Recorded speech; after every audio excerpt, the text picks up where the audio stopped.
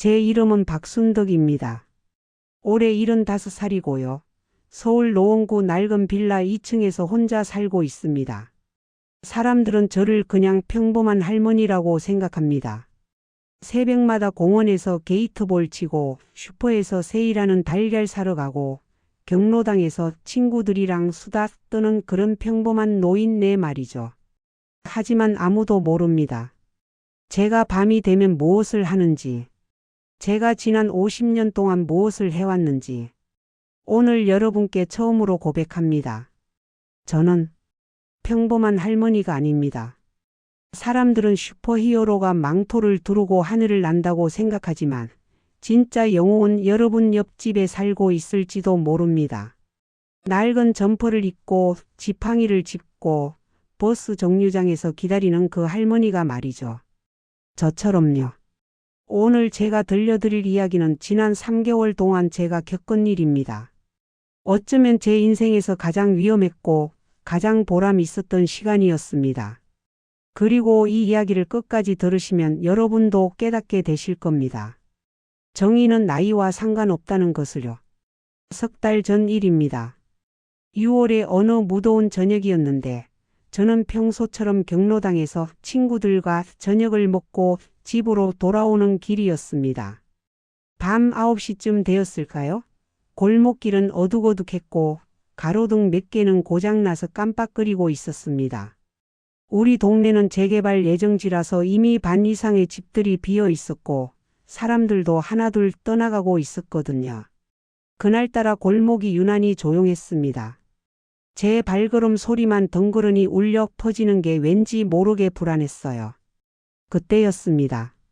골목 안쪽 폐가가 된 슈퍼 뒤편에서 남자들의 목소리가 들렸습니다. 이 할망구가 끝까지 안 나가겠다고? 거친 목소리였습니다. 저는 본능적으로 몸을 담벼락 뒤에 숨겼습니다. 제가 왜 숨었냐고요? 그건 제 오랜 습관입니다. 위험한 냄새를 맡으면 일단 숨고 보는 거죠. 50년 넘게 이렇게 살아왔으니까요. 담벼락 틈으로 살짝 고개를 내밀어 봤는데 서너 명의 남자들이 한 노인을 둘러싸고 있었습니다. 70대 후반쯤 되어 보이는 할머니였는데 작은 책으로 남자들 앞에서 떨고 있었습니다. 김복순 씨 마지막으로 묻겠어요. 이사 가실 거예요? 안 가실 거예요? 양복 입은 남자가 차갑게 물었습니다. 안 가요. 여기가 내 집이에요. 40년을 산 집인데 왜 내가 나가야 해요? 그 할머니의 목소리는 떨렸지만 단호했습니다. 김복순. 저도 아는 이름이었습니다. 우리 동네에서 오래 사신 분인데 혼자 사시면서 작은 구멍가게를 운영하셨던 분이었어요. 할머니, 다른 집들은 다 보상금 받고 나갔어요. 왜 혼자 이러세요?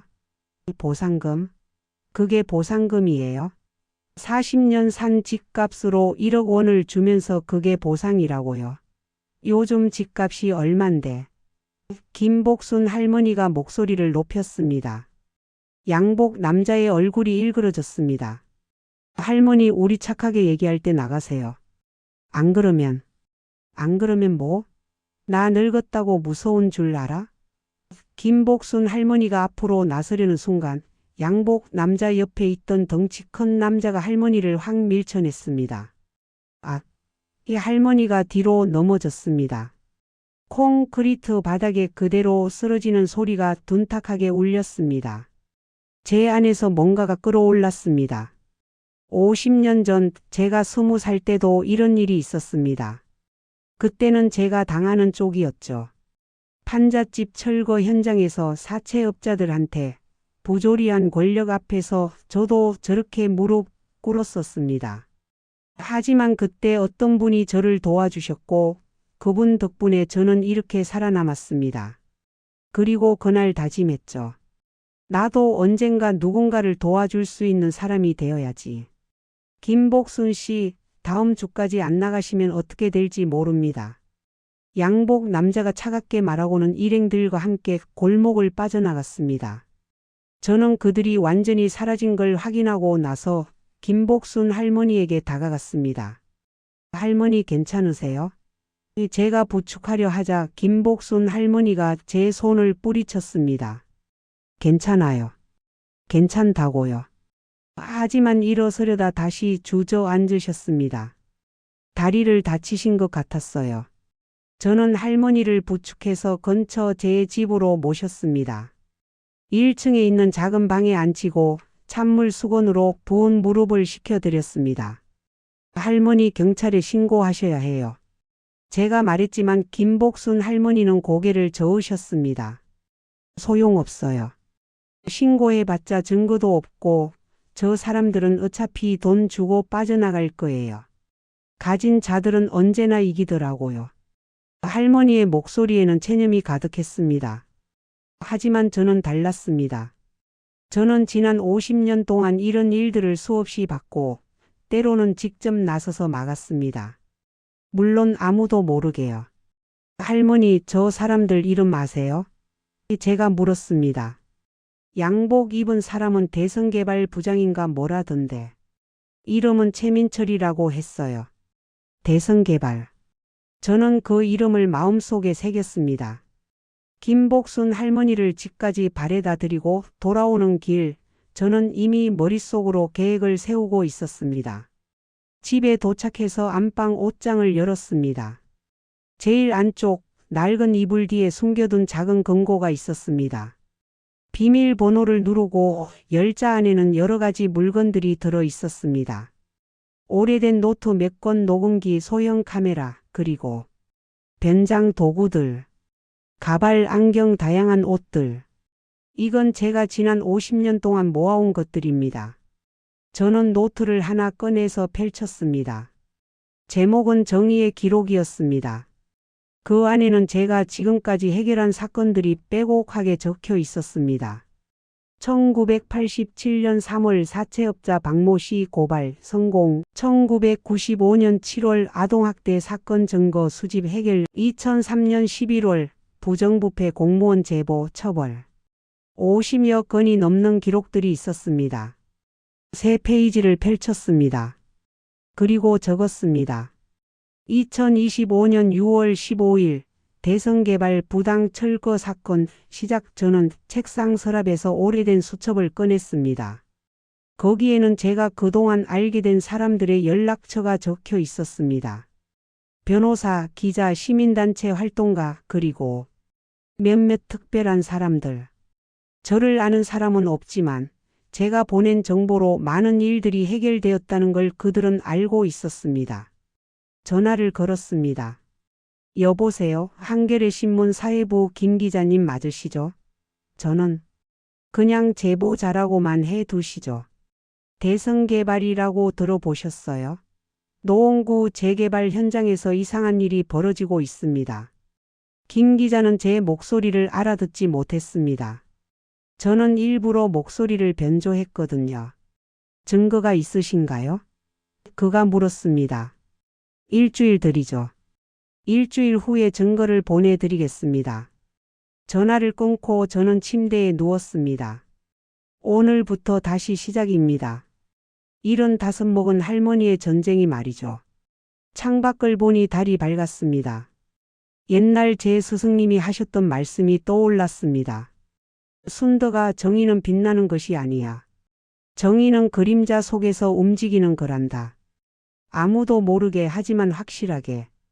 다음 날 아침 6시. 저는 평소보다 일찍 일어났습니다. 거울을 보며 머리를 단정하게 빗고 옷장에서 가장 평범해 보이는 회색 점퍼를 꺼내 입었습니다. 그리고 장바구니를 들었습니다. 오늘은 시장 가는 평범한 할머니가 되어야 했으니까요. 하지만 장바구니 밑바닥에는 소형 카메라와 녹음기가 숨겨져 있었습니다. 대성개발 사무실은 노원역 근처 건물 3층에 있었습니다. 저는 1층 커피숍에서 아메리카노 한 잔을 시켜놓고 창가 자리에 앉았습니다. 여기서 건물 입구가 한눈에 보였거든요. 아침 9시부터 직원들이 하나둘씩 출근하기 시작했습니다. 양복 입은 젊은 남자들, 서류 가방을 든 여자들. 그러다 9시 30분쯤 어제 본 그 양복 남자가 나타났습니다. 최민철. 그는 고급 승용차에서 내려 건물로 들어갔습니다. 저는 휴대폰으로 차량 번호를 사진 찍었습니다. 1시간쯤 지났을까요? 최민철이 다시 나왔습니다. 이번에는 혼자가 아니었습니다. 50대 후반으로 보이는 남자와 함께했는데 두 사람은 뭔가 진지하게 이야기하고 있었습니다. 저는 자리에서 일어나 멀찍이 뒤를 따라갔습니다. 그들은 근처 고급 한정식집으로 들어갔습니다. 저도 따라 들어가려다 멈췄습니다. 이런 비싼 식당에 저 같은 할머니가 들어가면 튈 테니까요. 대신 식당 맞은편 은행 앞 벤치에 앉아서 기다렸습니다. 1시간쯤 후 그들이 나왔습니다. 50대 남자가 최민철의 어깨를 두드리며 웃고 있었습니다. 최 부장 이번 건 잘 처리해. 여기서 막히면 안 돼. 알겠지? 네, 사장님. 걱정 마십시오. 저는 그 남자를 휴대폰으로 사진 찍었습니다. 집에 돌아와서 인터넷 검색을 해봤습니다. 대성개발 대표이사 강태수, 58세. 부동산 개발업으로 큰 돈을 번 사람이었습니다. 하지만 검색하다 보니 이상한 기사들이 나왔습니다. 대성개발, 과거 철거 현장 폭력 의혹, 주민들 집단 반발에도 강행. 이 사람들 처음이 아니었던 겁니다. 그날 밤 저는 다시 김복순 할머니 집을 찾아갔습니다. 할머니 혹시 재개발 관련 서류 있으세요? 제가 물었습니다. 있긴 한데. 왜요? 제가 좀 봐야 할 것 같아서요. 김복순 할머니는 서랍에서 두꺼운 파일을 꺼내 주셨습니다. 저는 그걸 가져와서 밤새 읽었습니다. 계약서, 보상금 명세서, 그리고 이상한 점이 보이기 시작했습니다. 보상금 산정 기준이 말이 안 됐어요. 시세보다 훨씬 낮게 책정되어 있었고 어떤 집들은 아예 평수가 잘못 기재되어 있었습니다. 더 이상한 건 감정평가를 한 회사였습니다. 태양감정평가법인. 이 회사를 검색해봤더니 대표이사가 강태수의 대학 동기였습니다. 짜고 치는 고스톱이구나. 저는 중얼거렸습니다. 감정평가를 낮게 해서 보상금을 적게 주고 나중에 재개발 후 비싸게 팔아서 차익을 챙기는 수법이었습니다. 하지만 이것만으로는 부족했습니다. 결정적인 증거가 필요했어요. 며칠 후 저는 대성개발 사무실 청소 아주머니로 변장했습니다. 가발을 쓰고 두꺼운 안경을 끼고 청소 도구를 든 채 건물에 들어갔습니다. 관리실 아저씨한테 오늘부터 3층 청소 맡게 됐어요라고 하자 그냥 고개만 끄덕이고 들여보내더군요. 노인네 청소부 하나쯤이야 의심하지 않았던 거죠. 저녁 8시 직원들이 모두 퇴근한 후 저는 사무실을 천천히 청소하기 시작했습니다. 물론 진짜 청소가 아니었습니다. 책상 위 서류들을 하나하나 사진 찍었습니다. 컴퓨터는 잠겨 있었지만 책상 서랍에는 많은 것들이 있었습니다. 계약서 사본 내부 메모, 그리고 최민철 책상 맨 밑 서랍에서 수첩 하나를 발견했습니다. 펼쳐보니 놀라운 내용이 적혀 있었습니다. 김복순 완강 압박 필요 이용만 보상금 500덕가 구청 박과장 접대 완료. 덕가, 접대? 이건 명백한 뇌물이었습니다. 저는 수첩을 전부 사진 찍고 원래 자리에 놓았습니다. 그리고 복도로 나오려는데 갑자기 엘리베이터에서 소리가 들렸습니다. 왜 이렇게 늦게 들어와? 강태수 사장의 목소리였습니다. 저는 황급히 화장실로 숨었습니다. 죄송합니다, 사장님. 구청 박과장이 저녁 먹자고 해서. 최민철의 목소리가 들렸습니다. 그래서 얘기는 잘 됐어? 네, 내일 철거 승인 바로 나온답니다. 김복순 할머니 건도 강제 집행 가능하다고. 제 심장이 쿵쿵 뛰었습니다. 내일? 그렇게 빨리? 저는 화장실 칸 안에서 녹음기를 꺼냈습니다. 다행히 켜져 있었습니다. 박 과장한테 얼마 줬어? 이번엔 500 더 얹어줬습니다. 깔끔하게 처리하라고. 잘했어. 김복순이 그 집만 비우면 나머지는 일사천리야. 그들의 대화가 계속됐습니다. 혹시 문제 생기면? 문제요? 늙은이 하나 어떻게 못하겠습니까? 필요하면 아까 그 방법 쓰면 되죠. 그 방법? 예전에 쓰던 거요. 밤에 집에 불 좀 나게 하면 제 온몸에 소름이 돋았습니다. 방아? 이 사람들이 감히? 야 미친놈아. 그건 안 돼. 요즘 세상에 그러다 큰일 난다. 알겠습니다. 그냥 협박만 좀 더 세게 하겠습니다. 그들의 발소리가 멀어졌습니다. 저는 화장실에서 나와 계단으로 빠져나왔습니다. 녹음기를 꼭 쥔 채 집으로 뛰어왔습니다. 75살 나이에 이렇게 뛰어본 게 몇 년 만인지 모르겠더군요. 집에 도착해서 녹음 파일을 들어봤습니다. 선명했습니다. 구청 박과장 500방아. 이제 증거가 모였습니다. 하지만 문제가 있었습니다. 제가 직접 신고하면 청소부로 불법 침입한 게 문제가 될 수 있었어요. 다른 방법이 필요했습니다. 저는 수첩을 꺼내 전화를 걸었습니다. 김 기자님, 저예요. 약속한 일주일이 아직 안 됐지만 급한 일이 생겼습니다. 내일 아침까지 자료를 보내드리겠습니다. 어떤 자료인데요? 대선 개발의 뇌물 증거, 감정평가 조작, 그리고 방아 모의까지 있습니다. 전화 너머로 김 기자가 숨을 들이키는 소리가 들렸습니다. 그날 밤 저는 USB에 모든 사진과 녹음 파일을 담았습니다. 그리고 새벽 5시 한겨레 신문사 우편함에 익명으로 넣었습니다. 봉투에는 짧은 메모만 적었습니다. 대선 개발 부정 증거. 오늘 중 김복순 할머니 집 강제 철거 예정.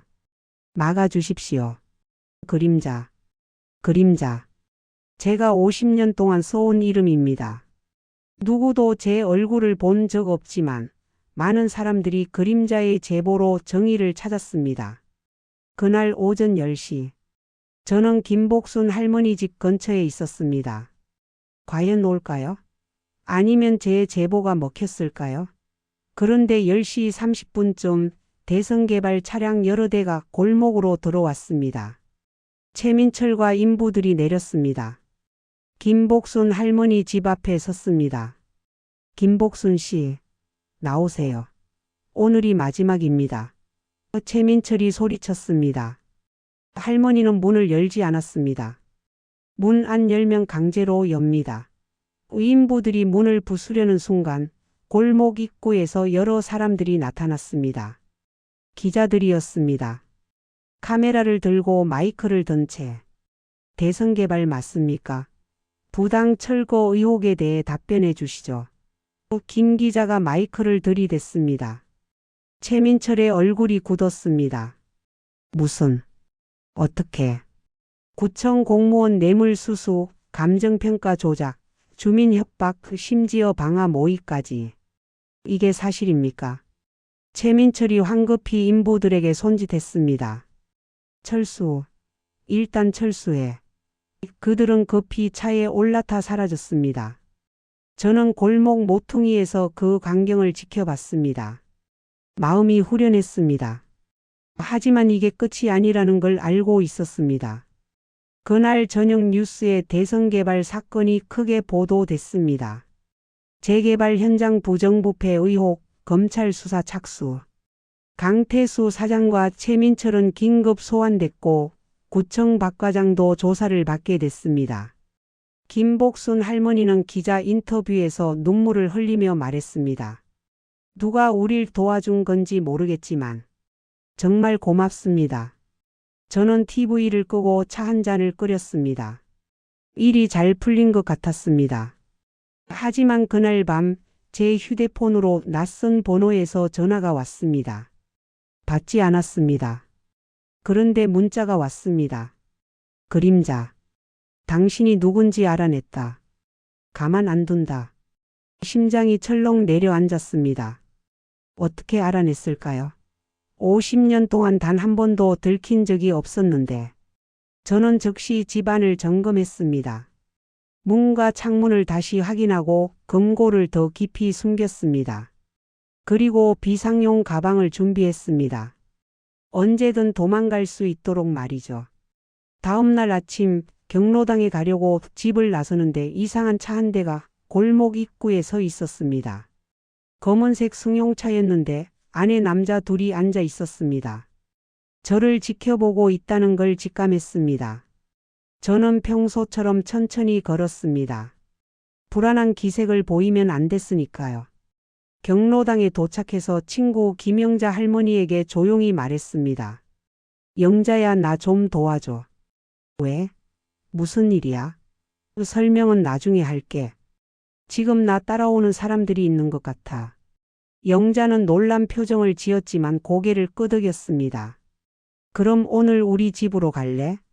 뒷문으로 나가면 돼. 경로당 뒷문은 다른 골목으로 연결되어 있었습니다. 저는 영자와 함께 뒷문으로 빠져나와 그녀의 집으로 갔습니다. 창문 틈으로 보니 아까 그 검은 차가 여전히 경로당 앞에 서 있었습니다. 순덕아, 대체 무슨 일이야? 무서워 죽겠어. 영자가 물었습니다. 저는 한숨을 쉬었습니다. 영자야, 사실은 말이야. 저는 조심스럽게 말을 꺼냈습니다. 나 그냥 평범한 할머니가 아니야. 그게 무슨 소리야?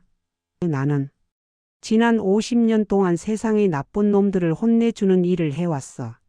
아무도 모르게. 영자의 눈이 커졌습니다. 순덕아, 너 설마. 응. 뉴스에서 가끔 나오잖아. 익명의 제보자, 그림자라는 별명. 그게 나야. 영자는 한동안 말을 잇지 못했습니다. 그러다 천천히 입을 열었습니다. 그래서 지난번에 우리 동네 아동학대범 잡힌 것도 응, 내가 신고했어. 작년에 부정부패 공무원 걸린 것도 응. 순덕아, 너 미쳤어? 하지만 영자의 눈에는 걱정보다는 놀라움과 존경이 섞여 있었습니다. 그런데 이번에 대성개발 건으로 나를 찾아낸 것 같아.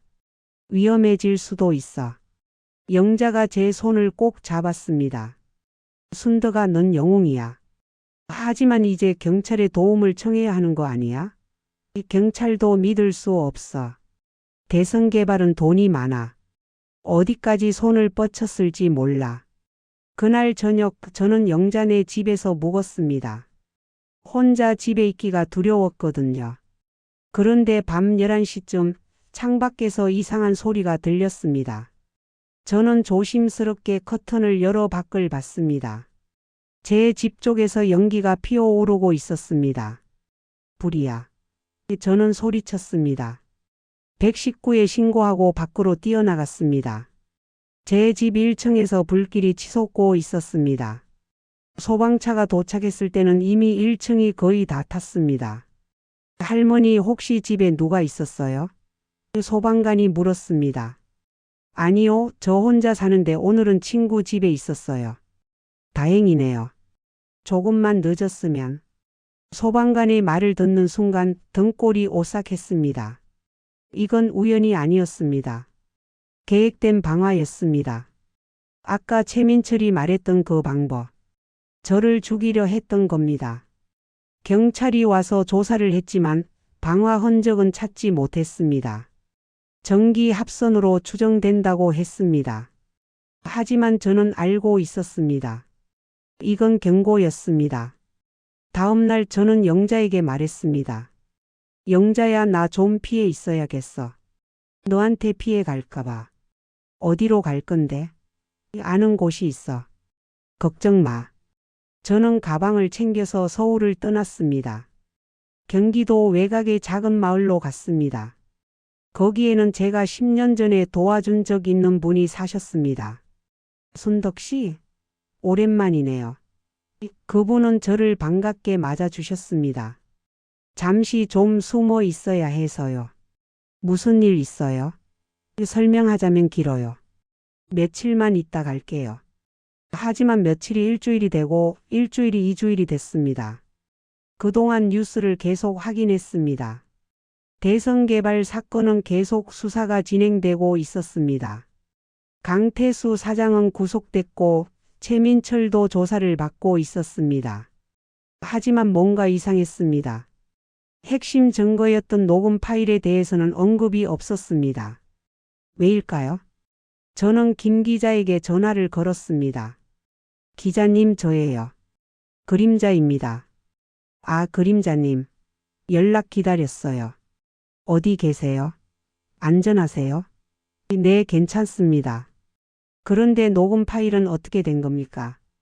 김 기자가 한숨을 쉬었습니다. 그게 검찰에서 증거 능력을 인정하지 않았어요. 왜요? 불법 취득 증거라는 겁니다. 청소부로 위장해서 무단 침입한 거잖아요. 그래서 법정에서 쓸 수 없대요. 제 머리가 멍해졌습니다. 그럼 모든 게 허사란 말인가요? 하지만 다른 증거들은 있어요. 서류 조작, 감정평가 문제. 그것만으로도 어느 정도는 처벌할 수 있을 겁니다. 어느 정도요? 그 정도로는 부족해요. 제 목소리가 커졌습니다. 저 사람들은 주민들을 협박하고 공무원들에게 뇌물을 주고 제 집에 불까지 질렀어요. 그런데 서류 조작 정도로만 처벌받는다고요? 죄송합니다, 그림자님. 하지만 법이 그렇습니다. 저는 전화를 끊었습니다. 분노가 치밀어 올랐습니다. 50년 동안 저는 이렇게 싸워왔습니다. 증거를 모으고 제보하고 나쁜 놈들이 처벌받는 걸 보며 만족해왔습니다. 하지만 이번에는 달랐습니다. 이번에는 제가 직접 당했고 제가 아끼는 사람들이 위험에 빠졌습니다. 그림자로 숨어서 싸우는 것만으로는 부족했습니다. 저는 결심했습니다. 이번에는 얼굴을 드러내겠다고. 그림자에서 나와 햇빛 아래 서겠다고. 비록 위험하더라도 이게 옳은 일이라고 생각했습니다. 2주일 후 저는 서울로 돌아왔습니다. 하지만 이번에는 숨지 않았습니다. 김 기자에게 연락했습니다. 기자님, 인터뷰하고 싶습니다. 얼굴 공개하고요. 네? 그림자님, 그건 너무 위험해요. 알고 있습니다. 하지만 이번에는 정면으로 맞서고 싶어요. 50년 동안 그림자로 살았습니다. 이제는 햇빛 아래 서고 싶어요. 사흘 후 한겨레 신문 일면에 제 사진이 실렸습니다. 그림자의 정체 75세 할머니였다. 기사에는 제 이야기가 자세히 나왔습니다. 20살 때부터 시작된 제 싸움, 50년간 해결한 50여 건의 사건들, 그리고 이번 대선 개발 사건까지. 박순덕 할머니는 50년 동안 익명으로 정의를 실현해왔다. 사채업자, 아동학대범, 부정부패 공무원들을 고발하고 증거를 모아 제보해왔다. 하지만 이번 대선 개발 사건에서 자신의 집이 방화당하고 생명의 위협을 받자 더 이상 숨지 않기로 결심했다. 기사가 나간 후 제 휴대폰이 불통이 될 정도로 연락이 쏟아졌습니다. 방송국 PD들, 다른 신문사 기자들, 시민단체 분들, 그리고 제가 과거에 도와줬던 사람들로부터도 연락이 왔습니다. 할머니 덕분에 살았어요. 감사합니다. 용기 내주셔서 고맙습니다. 하지만 위협도 있었습니다. 늙은이 주제에 나서지 마, 죽고 싶어. 익명의 문자들이 계속 왔습니다. 하지만 저는 물러서지 않았습니다. 오히려 더 적극적으로 나섰습니다. 방송 인터뷰에도 나갔습니다. 할머니, 무섭지 않으세요? 앵커가 물었습니다. 저는 카메라를 똑바로 보며 대답했습니다. 무섭죠. 75 먹은 노인네가 안 무섭겠어요. 하지만 더 무서운 건 나쁜 사람들이 계속 이기는 세상입니다. 누군가는 막아야 하잖아요. 하지만 할머니 혼자서 할 수 있는 일에는 한계가 있지 않을까요? 그래서 제가 얼굴을 드러낸 겁니다. 저 혼자 싸우는 게 아니라 여러분과 함께 싸우고 싶어요. 세상에는 저처럼 분노하는 사람들이 많을 겁니다. 함께 힘을 모으면 바꿀 수 있어요. 방송이 나간 후 놀라운 일이 벌어졌습니다. 시청자들로부터 제보가 쏟아진 겁니다. 우리 동네도 부당한 재개발이 진행되고 있어요. 저희 아버지도 억울하게 당하셨어요. 저는 하나하나 확인했습니다. 그리고 제가 할 수 있는 한 도왔습니다. 한 달 후 대성개발 재판이 열렸습니다. 저는 증인으로 출석했습니다. 법정에 들어서니 강태수와 최민철이 피고인석에 앉아 있었습니다. 그들은 저를 보며 이를 갈았습니다. 하지만 저는 당당했습니다. 증인 피고인들이 주민들을 협박했다고 주장하시는데 직접 목격하신 겁니까? 검사가 물었습니다. 네, 제가 직접 봤습니다. 김복순 할머니가 밀려 넘어지는 것도 최민철 피고인이 방화를 언급하는 것도 다 들었습니다. 하지만 녹음 파일은 불법 취득이라 증거로 채택되지 않았습니다. 알고 있습니다. 저는 고개를 끄덕였습니다. 하지만 법정에서 인정받지 못하더라도 진실은 변하지 않습니다. 저 사람들은 약자를 괴롭히고 돈으로 권력을 샀습니다. 그게 잘못이라는 걸 모두가 알고 있습니다. 변호사가 반박했습니다. 증인은 불법 침입을 했습니다. 오히려 증인이 처벌받아야 하는 것 아닙니까? 저는 변호사를 똑바로 봤습니다. 네, 제가 잘못했습니다. 남의 사무실에 청소부로 위장해 들어갔습니다. 법을 어겼습니다. 처벌받아야 한다면 받겠습니다. 하지만 묻고 싶습니다. 제가 그렇게 하지 않았다면 김복순 할머니는 어떻게 됐을까요? 집이 불타고 억지로 쫓겨나고 평생 모은 재산을 빼앗겼을 겁니다. 법이 그걸 막아주지 못할 때 누군가는 나서야 하지 않을까요? 법정이 조용해졌습니다. 판사도 배심원들도 저를 바라봤습니다. 저는 50년 동안 그림자로 살았습니다. 법의 테두리 안에서 최선을 다했습니다. 하지만 때로는 법도 완벽하지 않습니다. 법이 닿지 않는 곳에서 누군가는 정의를 지켜야 합니다. 재판은 2달간 계속됐습니다. 그동안 여론은 들끓었습니다. 어떤 사람들은 저를 영웅이라고 했고 어떤 사람들은 불법을 저지른 범죄자라고 했습니다. 하지만 저는 개의치 않았습니다. 제가 옳다고 믿는 일을 했을 뿐이니까요. 마침내 판결이 나왔습니다. 강태수는 징역 5년, 최민철은 징역 3년. 구청 박 과장도 징역 2년을 선고받았습니다. 완벽한 처벌은 아니었지만 그래도 정의는 이루어졌습니다. 그리고 저는 불법 침입 혐의로 벌금 500만 원을 선고받았습니다. 법정을 나서는데 기자들이 몰려들었습니다. 할머니 소감이 어떠세요? 만족합니다. 저는 웃으며 대답했습니다. 벌금 500만 원으로 정의를 샀다면 싼 거죠. 그로부터 6개월이 지났습니다. 제 집은 화재로 망가졌지만 주민들이 모금을 해줘서 고칠 수 있었습니다. 김복순 할머니도 여전히 그 집에 살고 계십니다. 재개발은 정당한 보상금으로 다시 진행되고 있습니다. 저는 지금도 경로당에 갑니다. 친구 영자와 게이트볼도 치고 수다도 떱니다. 하지만 이제 사람들이 저를 보는 눈빛이 달라졌습니다. 순덕 할머니 진짜 멋있어요. 할머니 덕분에 용기 얻었어요. 어느 날 젊은 여자가 저를 찾아왔습니다. 20대 후반쯤 되어 보였는데 눈가가 붉었습니다. 할머니 저 도와주세요. 저희 아버지가 억울하게 당하고 계세요. 저는 그녀에게 차 한 잔을 건네며 말했습니다. 천천히 얘기해봐. 어떤 일인데? 그녀의 이야기를 들으며 저는 생각했습니다. 세상에는 아직도 부정의가 많고 약자들이 고통받고 있구나. 하지만 이제 저 혼자가 아닙니다.